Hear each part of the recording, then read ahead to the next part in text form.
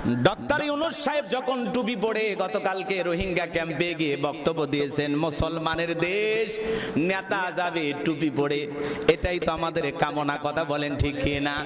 এমন নেতা পাইছি টুপি পরে জনসম্মুখে হাজির হয়ে যায়। উনি আবার মাঝে মাঝে আলহামদুলিল্লাহ, ইনশাল্লাহ যখন বলে ভালো লাগে।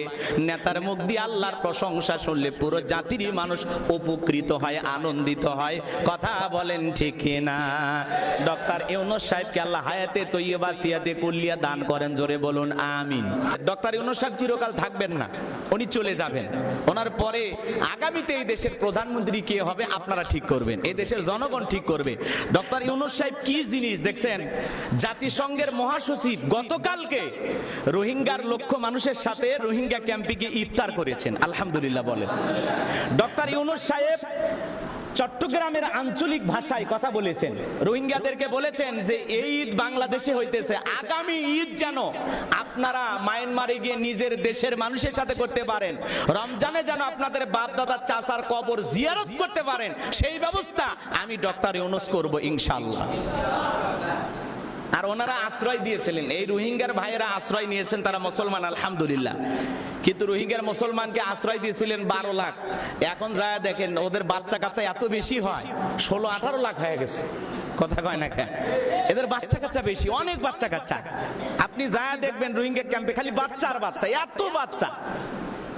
আলহামদুলিল্লাহ, কিছু পারুক আর না পারুক, ওরা দুনিয়াতে সন্তান জন্ম দিতে পারে, মুসলমানের সংখ্যা বৃদ্ধি করতে পারে, আলহামদুলিল্লাহ। তো এই রোহিঙ্গার মুসলমান ভাইদের সাথে তারা ইফতার করেছেন। দুর্ঘটনায় একজন মারাও গেছেন, আমরা যতটুকু শুনতে পেরেছি। লক্ষ লক্ষ মানুষের আয়োজন, একটা ছোট ঘটনা ঘটতেও পারে, হয়তোবা দুর্ঘটনায় সে হৃদরোগে মারা যেতে পারে, তাই না? তো যাই হোক, আমরা যে কথা বলতে চাচ্ছিলাম, জাতিসংঘের মহাসচিব পাঞ্জাবি পরে হাজির হয়েছে, চিন্তা করছেন? কথা কয় না কেন? জাতিসংঘের মহাসচিব পাঞ্জাবি পরছে, সাদা পাঞ্জাবি পরে হাজির হয়েছে, এবং তিনিও বলেছেন যে বিভিন্ন দেশের রাষ্ট্রপ্রধানদের সাথে আমরা কথা বলে যত দ্রুত রোহিঙ্গার ইস্যু সমাধান করা যায় আমরা সর্বোচ্চ চেষ্টা করে বাংলাদেশের পাশে থাকব। আল্লাহু আকবার বলেন।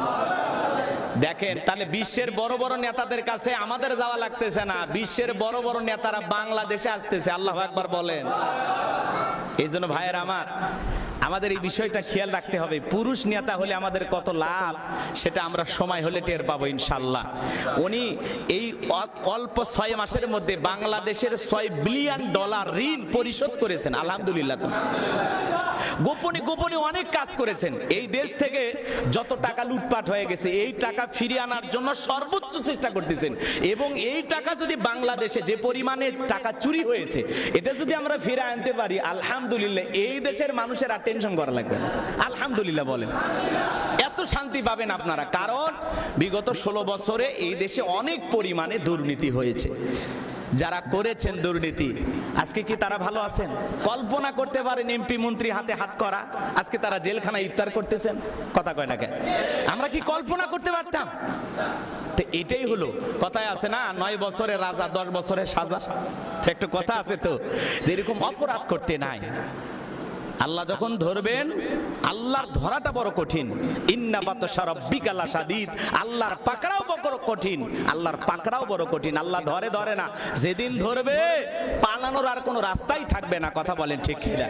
তো সম্মানিত হাজিরিন, আমি যে কথা বলতে চাচ্ছিলাম, ডক্টর ইউনূস সাহেব যখন টুপি পরে গতকালকে রোহিঙ্গা ক্যাম্পে গিয়ে বক্তব্য দিয়েছেন, মুসলমানের দেশ, নেতা যাবে টুপি পরে, এটাই তো আমাদের কামনা। কথা বলেন ঠিক কি না? এমন নেতা পাইছি টুপি পরে জনসম্মুখে হাজির হয়ে যায়।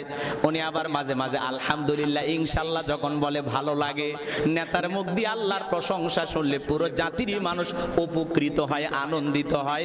কথা বলেন ঠিক না? ডক্টর ইউনূস সাহেবকে আল্লাহ হায়াতে তৈয়বা সিয়াতে কুল্লিয়া দান করেন, জোরে বলুন আমিন।